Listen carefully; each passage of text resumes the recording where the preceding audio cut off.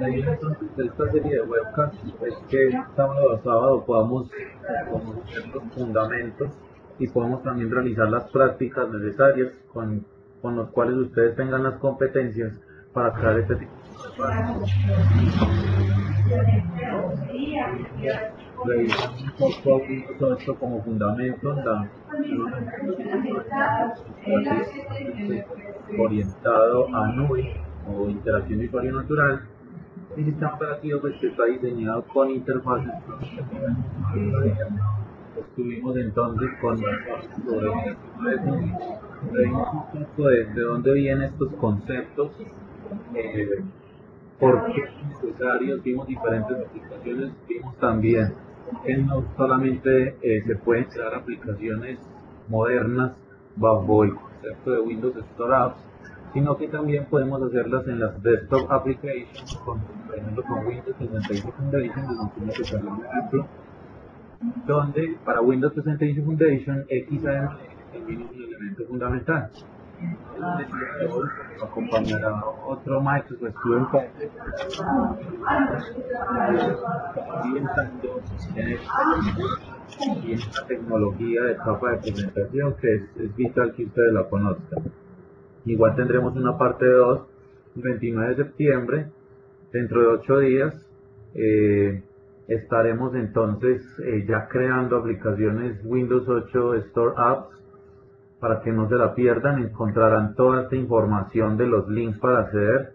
Aquí en la parte de abajo lo pueden ubicar, pueden ingresar a mi página de Facebook, www.facebook.com/edwin.duque.net, y también en mi blog da398.wordpress.com.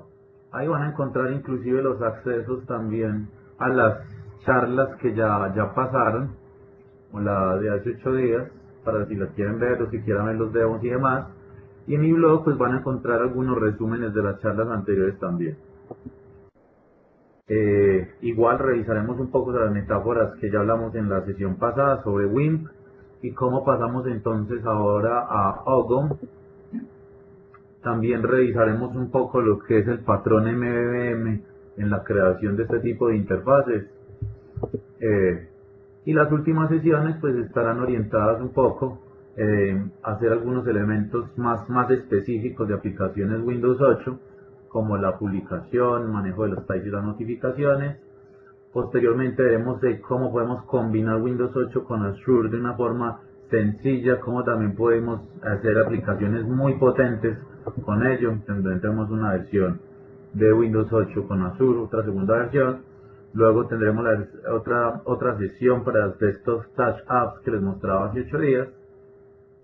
Y por último, pues terminaremos con una introducción a un elemento fundamental para el diseño de interacción de humano-computador bajo el concepto de nube, como lo es Kinect. No siendo más como este preámbulo, sería antes que ya los que aquí hay otras personas para que me indican que todavía no han podido ingresar, pero que intentaré asistirlas. De todas maneras les dejo mis datos de contacto por si tienen alguna duda. Y el Facebook y mi blog donde encontrarán los links a las próximas sesiones. Juan Manuel pues ya próximamente también les compartirá la información de datos de contacto de él y lo mismo su blog. Igual en la sesión pasada mostré una aplicación de acceso a nuestros 3 blogs de los MSP que estamos orientando estas charlas.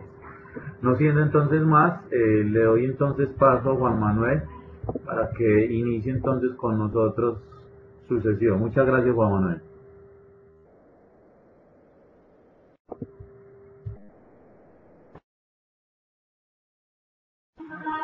Bueno, muchas gracias, hombre Edwin. ¿Me confirman, por favor?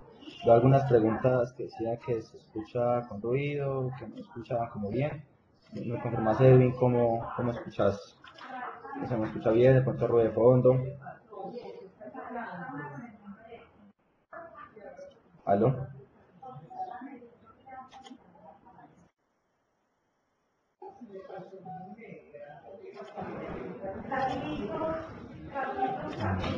¿Me confirman? ¿Me están escuchando? ¿No? Sí, en este momento se escucha, aunque Vamos a comenzar con una introducción sobre lo que es el XAML, así es como se pronuncia, se escribe XAML, se pronuncia SAML, no confundirlo con XML o con la pronunciación más parecida a XML, puede llegar a uno a confundirse, y realmente pues veremos que esa confusión tiene un poquitico de sentido, y es porque XAML es un lenguaje declarativo. Declarativo es como el ejemplo que ven abajo, muy parecido al código HTML. No es propiamente un código estático, tiene ciertas propiedades que permiten decir con certeza que es realmente dinámico por el poder que ahorita les mostraré en las demos. Su objetivo principal es simplificar el proceso de la creación de interfaces de usuario para las aplicaciones .NET en diferentes plataformas. Veremos acá, tengo algunas, WPF, Silverlight, Windows Phone, falta aquí mencionar por supuesto Windows 8. Es de vital importancia porque se convierte en una punta de lanza con respecto al tema del desarrollo de las aplicaciones, y aunque algunos digan que HTML5 vino para reemplazarlo con todo el tema de la inclusión de JavaScript sobre WinRT en Windows 8, yo personalmente considero que XAML sostiene aún una base principal y primordial con respecto al desarrollo de las aplicaciones. Es de vital importancia porque el XAML en ciertos aspectos es más poderoso y más productivo que el propio HTML5, que sin duda pues con su nueva especificación, que vale la pena decirlo en este momento, aún se encuentra en trash, en construcción, y le tomará un tiempo. Según alguna información extraoficial, dice que toma realmente todavía unos 3 o 4 años más para que el estándar esté completamente listo, aunque Microsoft ya se aventuró a desarrollar aplicaciones con HTML5. Sin duda el XAML ha tomado una ventaja un poco superior al HTML en cuanto al desarrollo de las aplicaciones, utilizando todo el poder del .NET Framework y de toda la plataforma, ¿cierto? Es más costoso desarrollar aplicaciones en HTML5 que consuman workflows, que consuman componentes un poco más robustos. Todo para interactuar con HTML necesitamos necesariamente de un servicio, cosa que con algún, digamos, estilo arquitectural, aprovechando XAML, pues podríamos obviarlos. En algunas otras tecnologías, como en Silverlight o como Windows Phone, pues sí es necesario utilizarlo, pero hace parte más del cambio de la plataforma y no del fondo de la tecnología.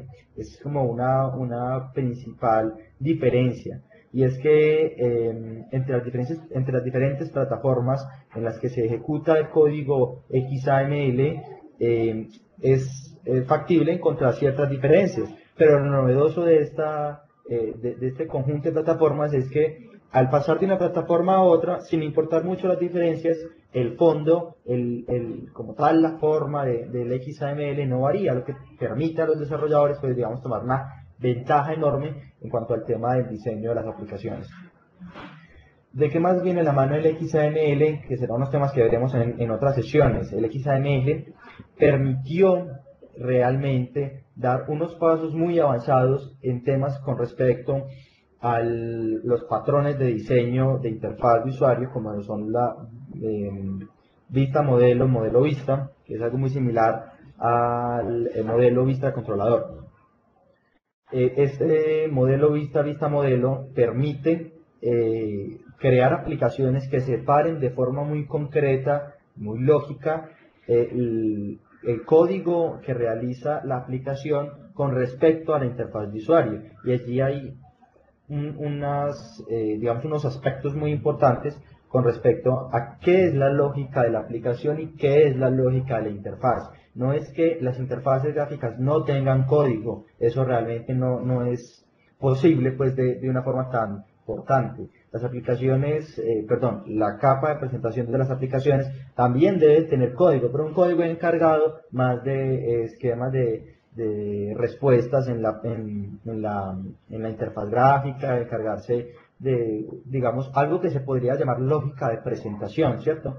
No quisiera utilizar el término lógica para no confundir, pero digamos que ese sería pues como el término más apropiado.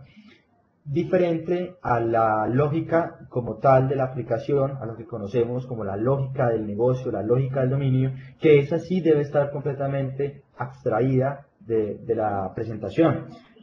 En algunos casos se da mediante pues, unos esquemas de arquitectura muy complejos, pero finalmente cuando uno llega a la capa de presentación en una aplicación tradicional de WinForms, por ejemplo, es muy difícil mantener esa verdadera separación, porque sin lugar a dudas, pues, la verdadera interacción se realiza a través de la interfaz gráfica y hay muchos aspectos que con el tiempo suelen confundirse. La idea del XAML y de que esté tan marcado como ese pilar fundamental es precisamente lograr eso. El XAML, digamos que nos permite dar un giro un poco mejor a cómo diseñar las aplicaciones y a cómo separar bien el código, porque como está constituido, digamos que nos lo facilita. No es que ese sea su objetivo principal, pero sin duda, esta nueva especificación, esta nueva forma de realizar las cosas nos facilita mucho entender cómo los patrones del estilo de modelo vista, vista modelo, nos permiten separar la lógica de la presentación de la lógica de las entidades de negocio, de las reglas de negocio. Entonces es un punto muy importante. Aquí abajo, como para que hagamos un poco de introducción al código, vemos que el código XAML es como un XML porque de allí se basa de los esquemas XML, muy similar al HTML que también es digamos una estandarización basada en XML, pero en este caso, y vale hacer la aclaración, el XAML es fuertemente ligado, podríamos decir, está fuertemente arraigado al esquema XML que pertenece, cosa que no ocurre con el HTML. El HTML, pues en algunos escenarios, permite de una forma, digamos, puede ser una mala práctica, combinar código HTML de una versión con código HTML de otra versión, y eso realmente con el XAML no pasa, ¿cierto? El XAML tiene un esquema en forma de árbol. Principalmente el XAML busca de una forma declarativa, más no estática, generar la interfaz de usuario, especificando a través de unos controles base, como lo son el UI element, el framework element, el dependency object, son básicamente los principales, todo todo el desarrollo del árbol de la interfaz. Los elementos base, que ya les mencioné, UI element, dependency object, framework element, tienen el contenido principal para todos los elementos que componen un árbol XAML. Y ya se empiezan pues a separar ya dentro de sus categorías cada uno. Entonces, tenemos los controles contenedores, tenemos controles básicos, tenemos controles personalizados, tenemos controles en árboles que tienen un comportamiento muy especial, tenemos todo el tema de las plantillas y los estilos, ¿cierto? Entonces, sin duda, el XML es una especificación muy grande, muy poderosa, muy robusta, que nos va a permitir generar interfaces gráficas con mucha facilidad, ¿cierto? Hay algunos a quienes les gustará tirar más el código XAML del propio Visual Studio, que les gusta, digamos, picar más el código. Yo personalmente, digamos que tomaré un enfoque también con respecto a esta charla.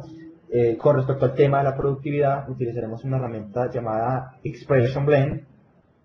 Utilizaremos el Visual Studio para algunos ejercicios la versión 2010, para otros ejercicios la versión 2012, así como el Expression Blend para estos primeros ejercicios utilizaremos el Expression Blend 4, y para los ejercicios propios de Windows 8 que haremos en otra sesión, sí utilizaremos el Expression Blend que viene con Visual Studio 2012, que permite pues precisamente diseñar aplicaciones para Windows 8.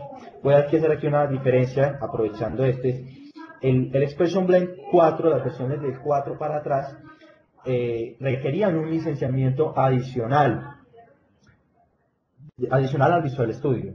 O sea, una cosa era tener Visual Studio 2010 con las herramientas de Silverlight, el WPF que ya venía instalado, uno instalaba el SDK de Windows Phone, y era factible desarrollar aplicaciones y publicarlas en el marketplace en el caso del Windows Phone, pero no era tan productivo y no era tan provechoso el tema del desarrollo si uno no tenía Expression Blend, herramienta que había que licenciar pues en el caso de empresarial para poder trabajar cómodamente.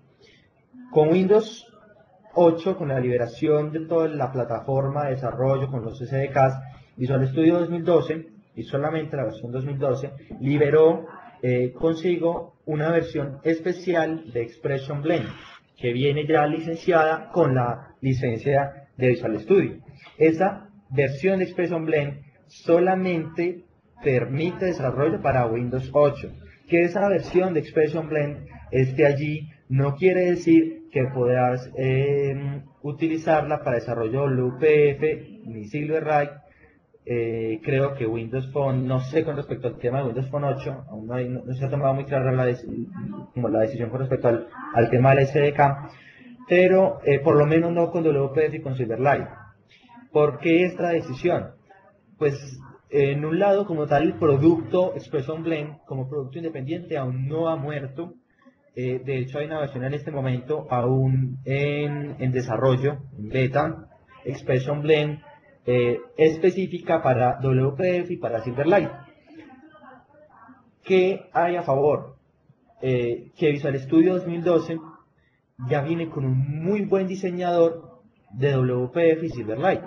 Así que para aquellos que continúen con proyectos en Silverlight, que no tengan cosas exageradamente complejas a nivel del XAML, que requieran propiamente Expression Blend, porque hay escenarios que sí son muy complejos, pero digamos en escenarios normales, de código XAML normal, de un diseño normal, una pantalla, un fondo, un estilo, un template, pues digamos que de buenas a primeras ya no es tan necesario el Expression Blend para ese sentido, porque el Visual Studio 2012 ya tiene un muy buen diseñador, a diferencia del 2010, que a comparación del diseñador de Expression Blend era, digamos, un poquitico más básico.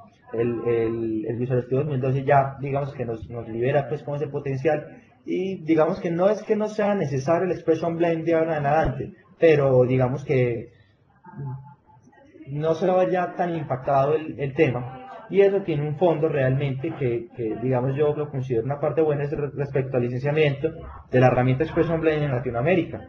No es muy común y de hecho es un poco difícil a nivel empresarial licenciar la herramienta Expression Blend. Listo, vamos a continuar con el tema del XAML y antes de empezar a pasar a las demos. Realmente esta presentación que tengo es muy corta, no me gusta mucho el texto. Quiero que pues entremos en materia rápidamente con respecto al tema del XAML. ¿Qué veremos en esta sesión? Pues como de forma destacada, todo el tema de los controles básicos, o sea, los botones, los textbox, las etiquetas, todo lo que son los controles a los que estamos acostumbrados en aplicaciones Windows Forms.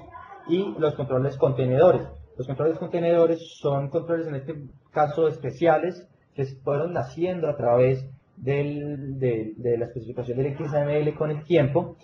Veremos todo el esquema del binding, los controles enlazados en este escenario no a datos, sino a otros controles. El binding con enlazado a datos lo veremos pues en una parte, la próxima sesión, y en una parte muchísimo más avanzada cuando veamos todo el tema del modelo vista modelo. Veremos una pequeña introducción a controles personalizados, cómo crearlos, qué se puede hacer, cuál es el potencial de esto. Veremos algo de plantillas y estilos o templates, sobre controles básicos, por ejemplo, sobre controles contenedores, para que miremos el poder y el potencial de esta herramienta. Esto sí es algo muy importante, digamos que es donde más resalta en el binding y en los templates el poder del XAML. No quería pasar a las demos sin antes mostrarles y contarles un poquitico de cómo ha evolucionado el XAML, el Expression Blend, cómo ha evolucionado esta tecnología y a dónde es que se enfoca. Esto es una imagen de el Expression, en ese momento se llamaba Expression Interactive Designer. Esta fue la primera versión del Expression Blend, de lo que ahora conocemos pues como Expression Blend, ¿cierto? Fue naciendo, como pueden ver, pues estaban cerca, lejos de lo que ahora tenemos. Sin duda ya daba unas buenas impresiones con respecto a lo que se quería hacer, y finalmente pues la última versión del Expression Blend para desarrollo en Windows 8 es este.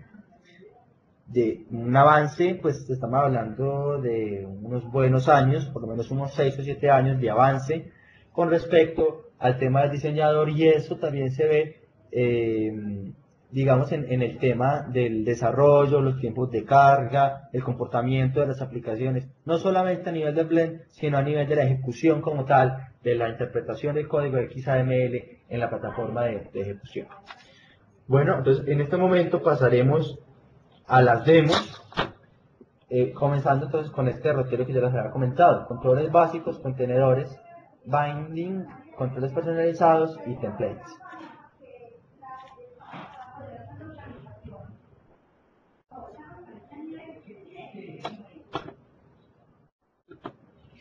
Me confirman cuando estén recibiendo bien la pantalla. ¿Están viendo bien la resolución? Me cuentan por favor cómo la notan. No sé bien si me puedes colaborar con eso. Sí, Juan Manuel, en este momento estamos viendo tu pantalla. Listo, y con respecto a la resolución, no tengo un monitor aquí muy grande. Me comentas si lo ves todo bien, si le disminuyo de pronto el tamaño de la ventana. La ventana está un poquito grande, de todas maneras se alcanza a ver completamente. No estoy raco. De todas maneras, si alguien, aquí la gente me dice que sí, se ve bien acá el tamaño, sí, el feedback es que la gente lo puede ver. Ok, lo rodeo un poquitico pues por si hay. Creo que sí nos va bien. Bueno, voy a Pronto quedar sí, por aquí. ¿Cómo? pronto si se puede hacer un cambio en la resolución estaría bien, pero así, si lo dejas así, funciona, se ve bien. Ok, vamos a dejarlo así para avanzar. Entonces, creamos un nuevo proyecto. No sé si por aquí ya habrán pasado, realmente va a ser algo muy rápido. Les quiero comentar algo con respecto al Sketchflow. Sketchflow es, digamos, como una pequeña tecnología que nos permite hacer una diagramación básica en cuanto al tema del desarrollo de las aplicaciones. Algo así como su nombre dice, como un pequeño sketch, un pequeño, ¿cuál es la traducción mejor? Como un pequeño dibujito, un armazón, algo muy de ese estilo, pues con un pequeño flujo de trabajo con respecto a cómo las aplicaciones van a quedar. Esto nació pues el año antepasado con Expression Blend 3, y está muy de la mano con el tema de los flujos de trabajo en aplicaciones, o en proyectos, perdón, será mejor término, en proyectos muy del estilo del prototipo, ¿cierto? Donde el prototipo va tomando una cara funcional a medida que el proyecto avanza. Lo que les quería comentar. Vamos a comenzar aquí con WPF, una aplicación WPF tradicional, vamos a darle ese nombre. Y este es nuestro diseñador de WPF. Vamos a ver en vista dividida, cuando se crea una ventana, cuál es el XAML y cómo funciona esto. Window es un tipo de ventana. Hay diferentes tipos de ventanas. Está Window para Silverlight, está Page, hay otro que es User Control para los controles personalizados. Son contenedores principales que pueden ser invocados como contenedores pues normal, como contenedores principales de la aplicación cuando se lanza. Vamos a ver entonces aquí un pequeño código en el AppsML, por aquí lo podríamos también tener, y es que hay una clase principal que es Application. Application se va a encargar de lanzar aquella ventana que esté marcada como principal y que herede propiamente de Windows o de alguno de los contenedores principales a los que se pueda lanzar la aplicación. Tenemos que se definen unos atributos a nivel del elemento del window, que son primero que todo las especificaciones de los namespace. Aquí, al igual que en el código de .NET, debemos definir namespace en caso de que requiramos controles de terceros. Entonces debemos definir como un alias y después una especificación en donde ese namespace se encuentra. Por defecto, él nos define el namespace base para todas las aplicaciones y nos define, estos dos realmente son el namespace base. Este X nos habilita, este es el alias, nos habilita poder decir que esta clase de WPF de tipo window pertenece o es del tipo main window, que es el archivo correspondiente al código de .NET, ¿cierto? Para poder pues presentar como una paridad con respecto al código y a los eventos que se lanzan. Un nombre que puede recibir, un título, este será el título que veremos en la barra, un ancho y un alto. Y a modo de árbol vemos entonces un contenedor. Toda ventana en WPF, en Silverlight y en Windows Phone, o sea en general, en el XAML, debe tener un contenedor principal, que no necesariamente debe llamarse la Joe root, pero sí debe estar dentro del árbol. O sea, esto sería también totalmente válido, ¿cierto? Sino que no tiene nombre. Aquí hay una primera diferencia con respecto a WinForms, y es que es factible que existan controles que no tengan nombre. Y si yo no los voy a referenciar por código, pues digamos que no es necesario que yo invierta esfuerzos en nombrarlos, ¿cierto?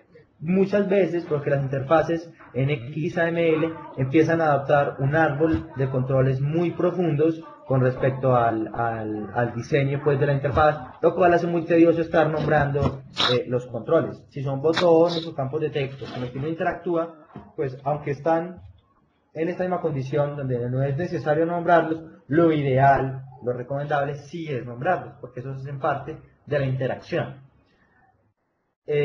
Al tener un contenedor principal sobre el cual vamos nosotros a realizar o a insertar los controles que van a componer la ventana.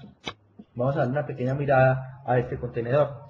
Este contenedor, aquí en la ventana de propiedades, podrán ver que tiene una subcategoría de apariencia, layout, propiedades comunes, propiedades de transformación y unas varias, ¿cierto? Vamos a comenzar con las propiedades comunes.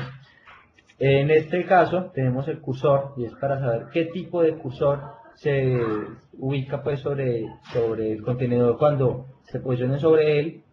Data context lo veremos más adelante cuando hablemos de modelo vista modelo en profundidad, que es donde cobra mayor sentido, aunque de pronto ahorita en el binding tocaremos por los lados esta propiedad.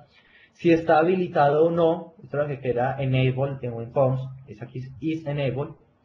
Tooltip, muy normal, muy común con respecto a WinForms, lo que conocíamos pues como el tooltip o los mensajes que se despliegan, las pequeñas mensajitos que se despliegan cuando el puntero se posiciona sobre estos. En layout veremos el ancho y el ancho y el alto. Estas propiedades de auto las veremos ahorita. La alineación vertical y horizontal, el margin, muy similar al concepto que tenemos de margin en estilo CSS, el ancho mínimo, el alto mínimo, el ancho máximo, el alto máximo con respecto a las barras de scroll, en fin, ya tenemos una serie de propiedades pues ya más a fondo. Y con respecto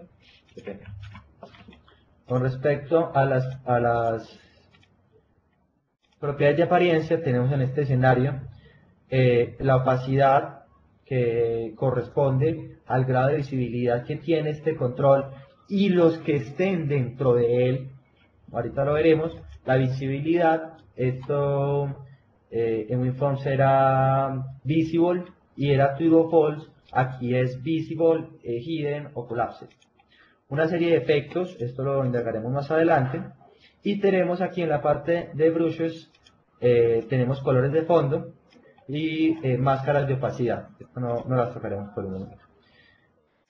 En los colores de fondo tenemos forma de hacer degradados, aplicar tramas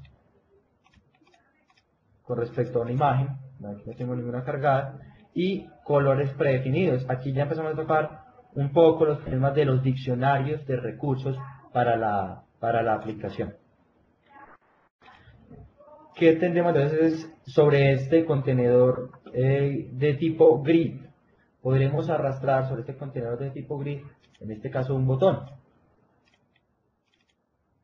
Entonces ustedes al ver que uno arrastra un botón o le hace doble clic, él queda dentro de un control, dentro del control contenedor que estaba seleccionado.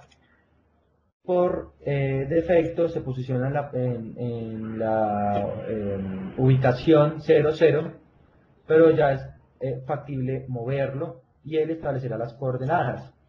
Con respecto al control contenedor, cuando uno posiciona un control, no está posicionando el control con respecto a una posición absoluta de coordenadas, sino con respecto a las márgenes del control contenedor. Es decir, si este control, yo le digo en las propiedades horizontal alignment y vertical alignment centrado, y le establezco un tamaño fijo, más blanco, más pequeño. Las propiedades de margen se establecerán con respecto a la posición de ese control. Entonces, como está centrado, la margen no interesa por tener un ancho y un alto fijo. Pero si no estuviese centrado, sino que estuviese alineado a la derecha, a la derecha y hacia abajo, la margen, al yo desplazarlo, es donde empieza a contar. Entonces, los controles por defecto están alineados siempre a la izquierda y arriba en la posición 0, 0, ¿cierto? O sea, con margen 0. Aquí pueden ver, margen a la izquierda y hacia arriba en 0, 0. Pero cuando yo empiezo a mover el control y cuando me empiezo a alejar de las márgenes y acercarme a otras márgenes, él empieza a calcular ese margen, ¿cierto? Esas propiedades son dinámicas en tiempo de ejecución, o sea, es factible que las podamos modificar en tiempo de ejecución. Esto representa una gran ventaja cuando estamos diseñando interfaces que no tienen un ancho definido, es decir, muy del estilo del HTML, de los sitios web, donde yo quiero permitir que mi interfaz se acomode según la resolución del monitor. Esto es altamente beneficioso. Tenemos entonces el control grid que representa ese comportamiento, pero ahí es donde empezaremos a ahondar en los controles contenedores. Los controles contenedores aquí en el blend los encontrarán acá, por defecto está el grid. Al hacerle clic en derecho, expandirán todos los factibles controles contenedores y empezaremos entonces a ver las diferencias. Podemos sacar un canvas, ese canvas lo pondremos dentro del grid y el canvas, a diferencia del grid, voy a ponerle un color para que lo veamos, el canvas, a diferencia del grid, todos los controles que se posicionen dentro del canvas ya sí gozarán de unas propiedades de ancho y alto. Canvas, aquí pueden ver en el código, canvas, perdón, de ancho y alto no, unas propiedades de top y left, o sea, la distancia con respecto a la coordenada superior y a la coordenada izquierda. Únicamente esas dos propiedades, ¿cierto? Esto nos permitirá representar comportamientos muy parecidos a las aplicaciones WinForms que tenían este tipo de comportamiento. La ubicación se realiza con respecto a unas coordenadas absolutas con respecto al contenedor en donde se encuentran. Y si yo cambio este contenedor, las coordenadas de mis controles que están dentro del canvas no se verán afectadas. Por eso las coordenadas son absolutas. Estos controles son muy provechosos cuando uno necesita hacer cálculos de posicionamiento de controles, cuando está haciendo carga dinámica de controles y le interesa pues que los controles se queden quietos con respecto a la posición en donde se crearon. Cuando uno crea gráficos, cuando uno crea controles dinámicamente, esto es una ventaja, porque el posicionamiento es más sencillo, ¿cierto? Este es nuestro control de canvas. Tenemos también como control contenedor el stack panel. El stack panel, como su nombre lo dice, el stack panel, como su nombre lo dice, es una pila, es más azulito, una pila que nos permite posicionar elementos de forma secuencial, escogiendo una dirección. y este se encargará de apilarlos. También es muy provechoso cuando creamos controles dinámicamente y queremos que carguen uno detrás de otro. Este control se utiliza en otros controles que también son básicos, como un listbox, como un grid, porque ese es el comportamiento por defecto. Aquí lo tenemos cuando sea una necesidad nuestra tener que apilar controles, ¿cierto? De esta forma. Como pueden ver, aquí en el código XAML se crea el stack panel. Voy a ampliar esto aquí un poquito. Se crea el stack panel y este define internamente los controles. No define posiciones porque los controles automáticamente se irán apilando. También es posible definir una orientación con respecto a los controles. Como pueden ver en este escenario, los controles se irán apilando a medida que van cargando. Ok, este es nuestro control stack panel. Más adelante pues de pronto haremos un demo más profundo con respecto a este tipo de controles. La idea aquí es mostrar las diferencias principales sobre este tipo de controles. Como pueden ver, ninguno de estos controles implementa automáticamente el scroll bar. Aunque hay propiedades que le ayudan a definirlo, ninguno lo implementa directamente.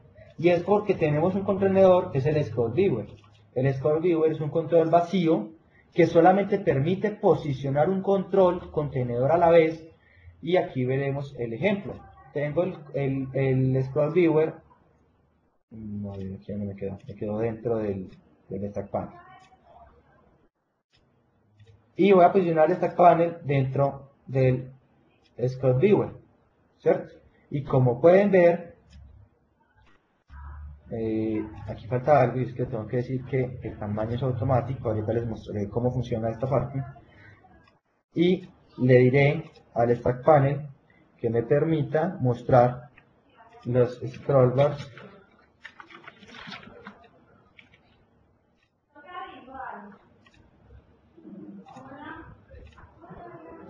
y lo mismo al scroll viewer. Entonces, como pueden ver, él se encarga de mostrar la barra de desplazamiento cuando sea absolutamente necesario. Si el scroll viewer toma un tamaño que ya sea el apropiado, pues simplemente no lo hará. Una propiedad auto, nosotros pues le diremos cuando es necesario. En este caso, pues tiene que ser que ya el control sea muy pequeño para que muestre la barra vertical, ¿cierto? Este control scroll viewer también es muy utilizado en controles como el grid de datos, el listbox, para presentar ese comportamiento. Tenemos el control border, estos son los controles más comunes, que quedar por fuera. El control border tan solo permite tener un control contenedor a la vez, y lo que hacen, su funcionalidad principal es, como su nombre lo dice, definir un borde, ¿cierto? Definir un color de fondo, un borde, y es factible definirle en sus propiedades el tipo de borde, si lleva algún tipo de decoración, ¿cierto? Es un control, digamos que en algunos escenarios es muy utilizado. Algunas otras personas prefieren obviarlo, no le ven tanta utilidad, pero sin duda pues está allí para que lo utilicemos. Yo personalmente lo utilizo mucho con respecto al diseño de las interfaces. Su finalidad es un tema más visual, o sea, un tema más de diseño, y me parece que es un control pues bastante interesante. Dentro de los controles contenedores tenemos ya unos un poco más avanzados, como el Wrap Panel, el Dock Panel, el Viewbox, que son controles ya encargados un poco del tema de, no tanto de la ubicación de los controles que contienen, sino de encargarse de, ¿cuál será el término correcto?, de controlar el tamaño de los controles que contienen. Un tema un poquitico más avanzado, ya estos son temas más de transformación con respecto al tema del zoom. Es muy común utilizar un control viewbox cuando estamos haciéndole zoom a una imagen, y nos permite mostrar el control y realizar transformaciones sobre esa imagen. Veremos entonces con respecto a estos controles básicos cuáles son los que tenemos disponibles. Tenemos un control de botón, un control de caja de selección, los checkbox, muy tradicional.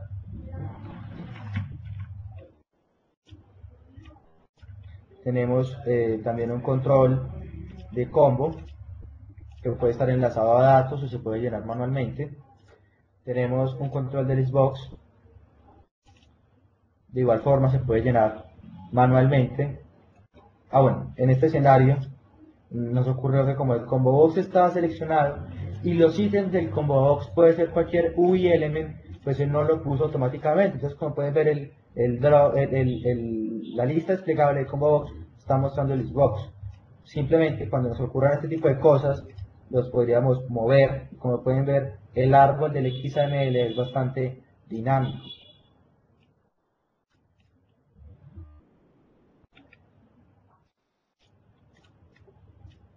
Tenemos también como controles básicos el scroll bar, si queremos algún comportamiento en específico.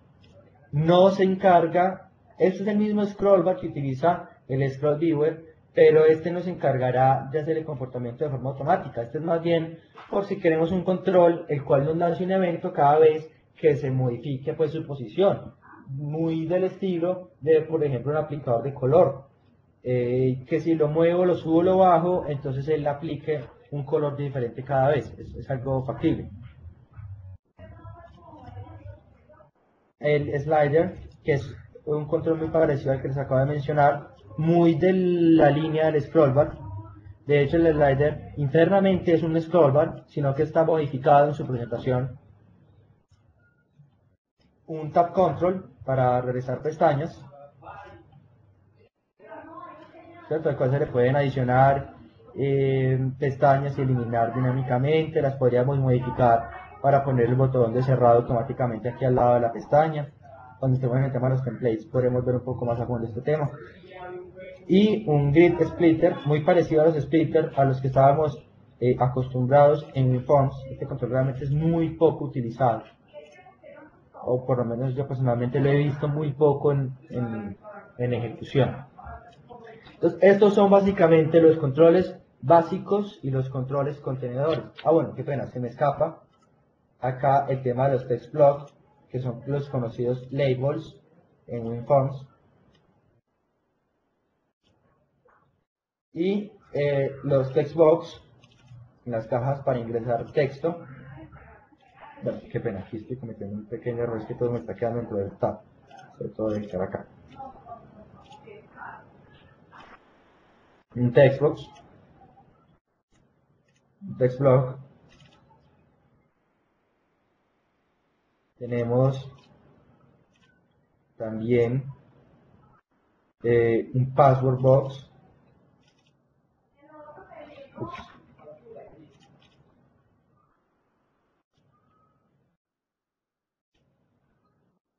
Tenemos, de hecho estos ya no son tan básicos, un rich text box, ¿cierto? Para texto enriquecido, texto formateado. Estos ya sí son básicamente los controles necesarios pues para realizar cualquier aplicación. Tenemos que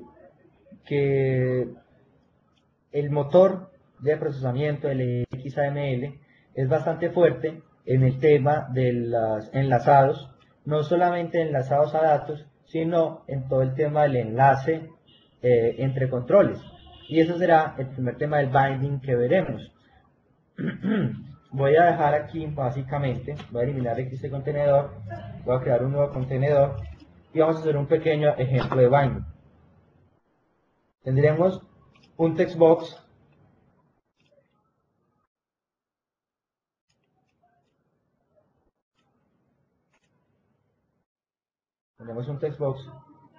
y tendremos un text block para el ejemplo. Y asociaremos el siguiente código.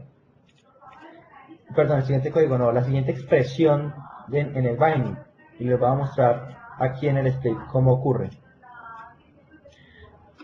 Quiero que cuando yo ingrese texto en el text box, el text block, apenas el text box detecte el cambio, el text block automáticamente tome el cambio del texto que se escribió tal cual en el text box. Esto se puede hacer de la siguiente forma. Al text block, aquí en este cuadrito, en las propiedades avanzadas, le digo Element Property Binding. Y él me habilitó una forma especial del mouse donde está diciendo básicamente es que seleccione el origen de la transformación a nivel del binding. Yo le digo que es el textbox, y él me dice listo. Entonces, ¿qué propiedad del textbox usted quiere bindear? En este caso, la propiedad text. Al decirle OK, veremos entonces aquí en el XAML que la propiedad text abre corchetes, dice binding text, element name text box.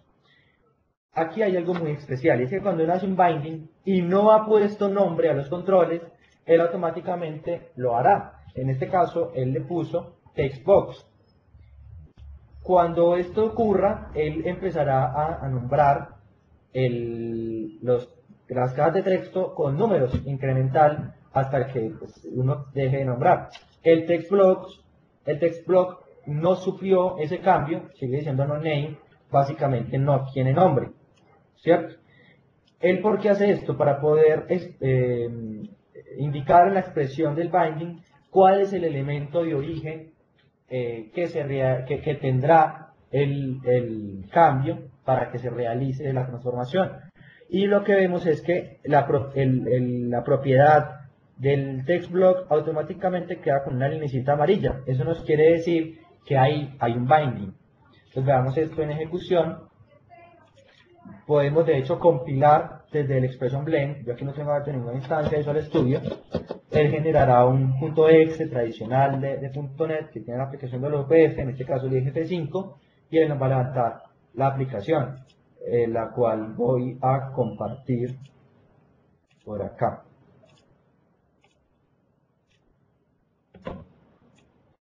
Como pueden ver, entonces al yo modificar acá, entonces él al lanzar el evento on text change, pues automáticamente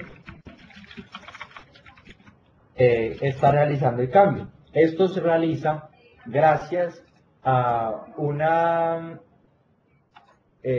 interfaz llamada Inotity Property Change. Inotity Property Change es una interfaz que consumen casi todos los controles y que de hecho en el patrón modelo vista modelo es primordial para poder detectar cuando la propiedad de un elemento cambió y poder notificárselo así al elemento de destino. No es en este escenario en el que el textbox cuando cambia hace el cambio sobre el text block, sino es el text block el que está a la escucha del evento de la propiedad Inotity Property Change para saber cuándo va a realizar el cambio mediante el esquema que le da el binding. O sea, le está pendiente. El evento que lanza la interfaz Inotity Property Change devuelve la propiedad y el respectivo valor. Entonces, en este caso, mediante el binding, él está pendiente de la propiedad y del valor para poderlo reemplazar en su propiedad text. Un elemento que se encuentra enlazado mediante una propiedad binding no debe ser modificado en tiempo de ejecución porque eso va a cambiar el comportamiento de forma abrupta. Es factible que uno tenga, digamos que un enlazado en las propiedades de los textbox y que, digamos, se lance una serie de eventos en forma de árbol que si uno cambia en tiempo de ejecución, pues afectan drásticamente el flujo de la ejecución. Veremos entonces ahora un binding un poquitico más complejo, que ya no es en tiempo de ejecución, sino que podríamos hacer cosas de este estilo. De hecho, lo podemos hacer sobre este mismo control. Cualquier propiedad puede ser enlazada, puede estar en binding con respecto a otra propiedad. Entonces yo puedo decir, element property binding, lo van a lanzar al grid, la propiedad background. No deben llamar, o sea, no es necesario que se llamen igual las dos propiedades, pero sí es necesario que retornen el mismo tipo. Cuando dos propiedades retornan tipos diferentes y uno las quiere enlazar a datos, pues básicamente deberá utilizar algo que se llama converter. El converter es una clase que hereda de iValueConverter y recibe dos métodos. Uno cuando la conversión es en una dirección y el otro evento es cuando se realiza la conversión en la dirección opuesta. Eso lo veremos entonces con un binding más avanzado. Por ejemplo, cuando yo digo aquí a este textbox, no le voy a decir element property binding, sino data binding, le puedo especificar si es un campo de datos, si tengo fuentes de datos XML u objetos que son fuentes de datos a nivel de la aplicación, data context, que va muy de la mano con respecto al tema del modelo vista modelo, o element property que corresponde a la que estamos haciendo. En este caso, la pestaña element property me despliega el árbol del XAML y me muestra todas las propiedades. Aquí me mostrará entonces si me va a mostrar las propiedades que solamente coinciden con el tipo que está retornando o si las quiero ver todas. En el caso de que yo las quiera ver todas, pues tendré, como les comento, un converter para poder realizar de forma exitosa la conversión. Es muy importante entonces que yo decirle que este textbox va a ser la fuente de datos con su propiedad text. El one time ocurre solamente cuando cambia por primera vez el contenido del textbox y a las siguientes ejecuciones no se refrescará el destino. Two-way es para permitir, si yo tengo en este escenario dos campos de texto y quiero que al modificar un campo el otro se modifique y viceversa, two-way es el camino indicado. O one-way to source es solamente una dirección pero en sentido contrario, o sea, que tan solo sea el origen, el supuesto origen, en este caso, quien se actualice con respecto al control de destino en una sola dirección. Si quisiese especificar un converter, tema que no tocaremos en esta sesión por cuestiones de tiempo, debería hacerlo por acá, se lo dejo pues por acá para que ustedes, si es del caso, se vayan ambientando y consulten un poco. Al yo tener una clase dentro de mi proyecto que era de iValueConverter, aquí aparecerá listada y de aquí pueden darle algún parámetro si es necesario. Al yo especificar todo esto, entonces el binding se verá afectado, que es en donde se ve especificado toda la expresión. En temas de binding con respecto a propiedades, pues digamos que esto es a lo máximo que podremos ahondar. El binding, el fuerte del binding realmente está con el acceso a datos, con controles conectados a datos para realizar actualizaciones, por ejemplo, contra clases, contra entidades que nos van a refrescar aquí la interfaz.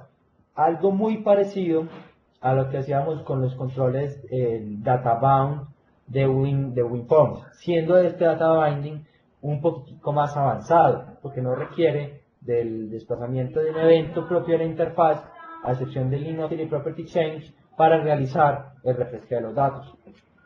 Hemos visto entonces de forma breve todo el tema de los contenedores básicos, que se los repaso: el grid, el canvas, el scroll viewer, el stack panel, el border y algunos avanzados como el web panel, el doc panel, el VBox y el uniform grid, que no veremos pues en esta sesión.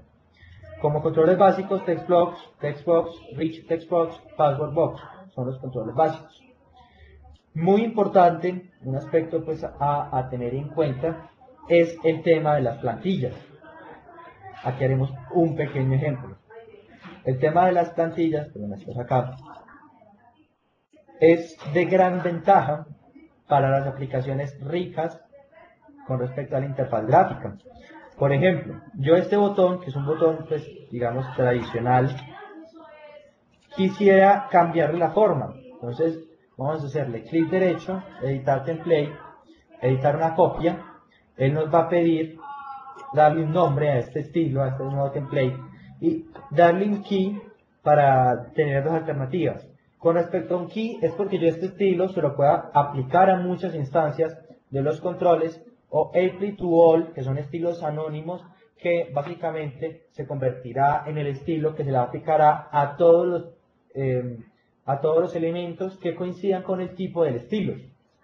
Vamos a crear uno con key, dejarle ese nombre, y nos permite indicarle en dónde lo vamos a definir.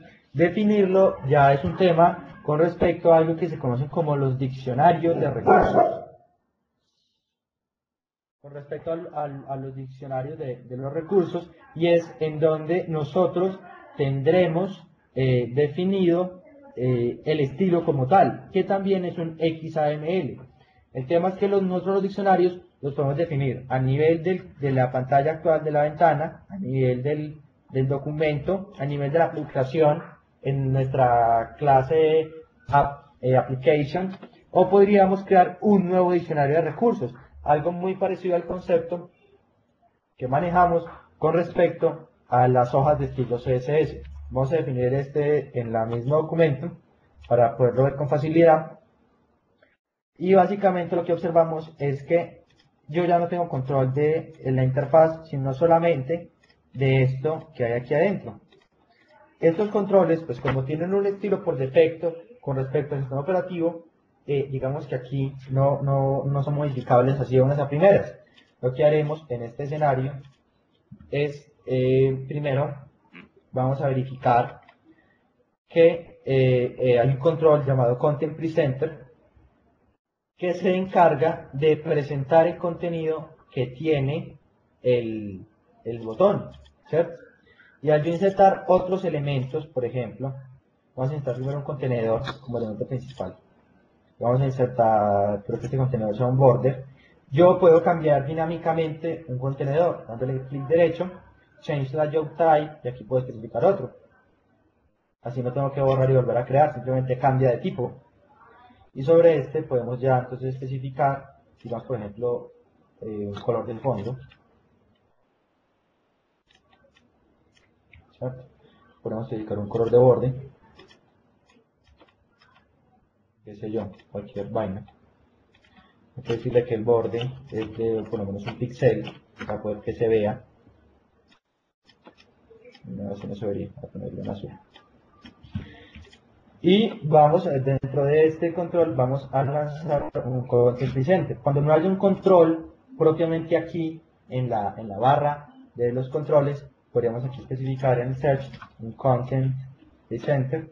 Content presenter será la propiedad encargada de mostrar el contenido del botón en su propiedad content. Vamos a salir del estilo.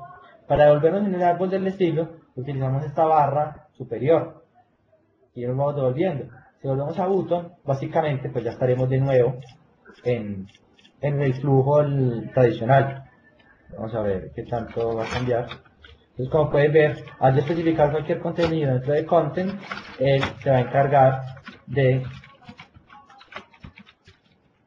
actualizar el contenido dentro del botón, ¿cierto? En este caso no lo centré, no le hice nada. Vamos a reeditar el estilo, y es sobre el botón, aquí en el área de trabajo, o aquí en el árbol de objetos, le decimos editar estilo, editar actual. Y este nos va a permitir entonces que especifiquemos que puede estar completamente centrado y que este border tendrá alineación automática con respecto al contenedor. Así, con las propiedades de horizontal alignment, vertical alignment, y el ancho y el alto deben de estar en auto. Auto quiere decir que este se va a reorganizar con respecto al contenedor principal, o sea, en este caso, a la forma del botón. Como pueden ver, entonces ya se centra automáticamente. Veamos esto en ejecución.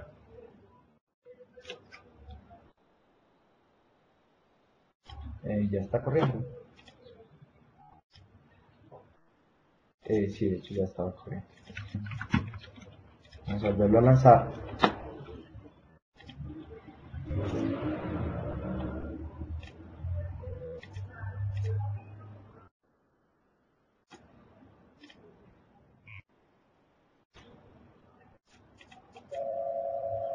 Ups. Disculpen un segundo que salió en este caso el blend de la pantalla. Ya, listo. Entonces en este caso, como pueden ver, se comporta no visualmente como un botón porque lo modificamos completamente, pero está respondiendo. Vamos a hacer lo siguiente para que el ejemplo nos quede completo.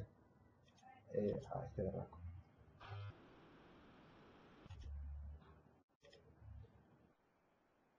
Disculpen un segundo, aquí me perdí.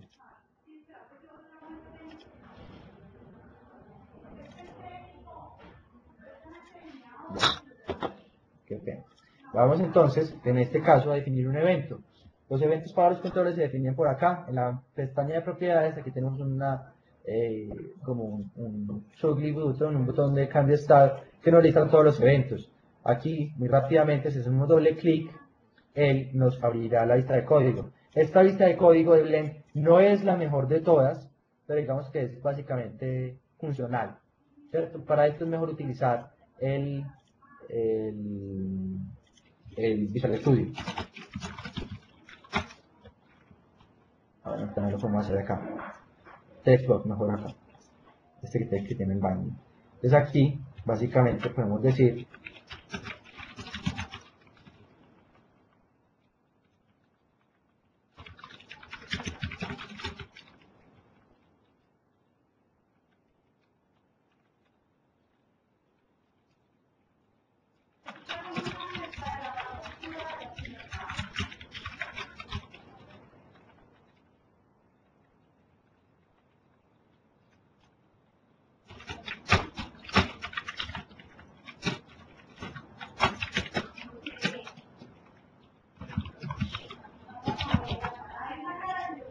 voy a lanzar la aplicación y se las voy a compartir. Entonces, como pueden ver, qué pena, me está aumentando. Falta que aumentarla para poder saber cuántas veces la aplicación está enviando los eventos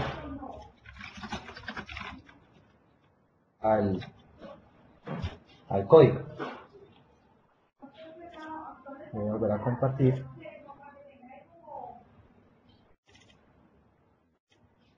Entonces, como pueden ver, o no compilé o sigue raro. A ver. Manuel, es que pusiste la variable dentro del evento del button, entonces la va a reiniciar. Claro, está reiniciando. Hombre, por supuesto. Hombre, muchas gracias, hermano. Estos son errores de principiantes.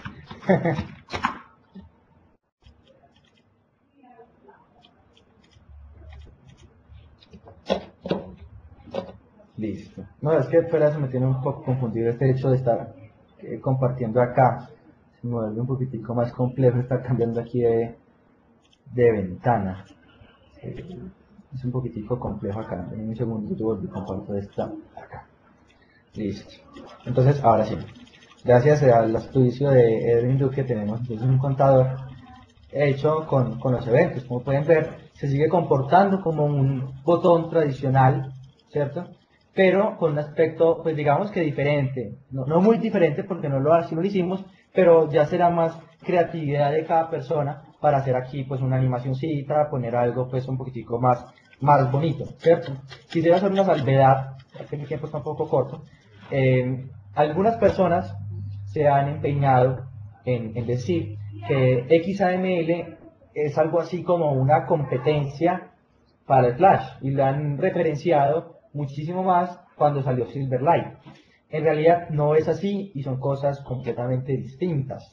Por favor, para aquellos que alguna vez les pregunten que cuál es la diferencia o si en alguna conversación les llegan a decir que es el Silverlight o en general el XAML es como es el Flash, en realidad la respuesta sería un no, y es porque en este escenario las plataformas de desarrollo WPF, Windows Phone, el propio Silverlight, aunque cuentan con unas ventajas muy similares a las que presenta Flash en cuanto al tema de la animación, en cuanto al tema de las aplicaciones ricas, ¿cierto? Porque Flash fue de los pioneros en ese esquema. Flash no cuenta con una plataforma de desarrollo tan robusta ni tan compleja como lo es el .NET Framework, ¿cierto? Entonces, aunque uno puede lograr con Flash, contenidos para la web muy bien logrados, con animación, ricos en su contenido, difícilmente se podrá lograr una aplicación completa, con la complejidad, con una arquitectura verdaderamente definida, como se podría lograr con Silverlight, ¿cierto? Entonces, de allí, digamos que también hay que tener especial cuidado con respecto como a la asimilación de los conceptos. ¿Por qué? Porque en nuestra segunda sesión tendremos el tema de las animaciones, el motor de renderización, el motor de suavizado que viene con Silverlight, con WPF, con el propio Windows Phone. Entonces será, digamos que desde ahora quiero hacer como una claridad y una salvedad con respecto a este tema para evitar confusiones futuras, de que se pueden lograr cosas muy similares con respecto a la interfaz gráfica, digamos que sí, pues que algo muy aproximado, pero con respecto a la forma de ejecución, a la forma del desarrollo, pues digamos que sería tan complejo, tan difícil o tan malo decir que el código de una aplicación en Silverlight se parece al código de una aplicación en Flash. Es igual de malo a decir que el código de una aplicación de Java se parece al código de una aplicación web hecho en JavaScript, ¿cierto? Por más Java que tengan en el nombre, son cosas totalmente diferentes, dos mundos completamente distintos, en herramientas, en plataformas de ejecución, en interacción, en motores de ejecución como tal, son completamente distintos, ¿cierto? Finalmente, Silverlight pues, es una herramienta hecha para desarrollo de aplicaciones empresariales robustas, al igual que todas estas que hemos visto con WPF, con Windows Phone, son aplicaciones enfocadas. Bueno, digamos, en Windows Phone se puede transformar un poquitico la perspectiva porque con Windows Phone tenemos aplicaciones enfocadas al usuario final, ¿cierto? Al usuario de un teléfono móvil por su plataforma de ejecución. Pero finalmente, estas de Silverlight y estas otras, pues cuentan con una plataforma de ejecución más compleja, ¿cierto? Ese es el término, son más complejas de desarrollar.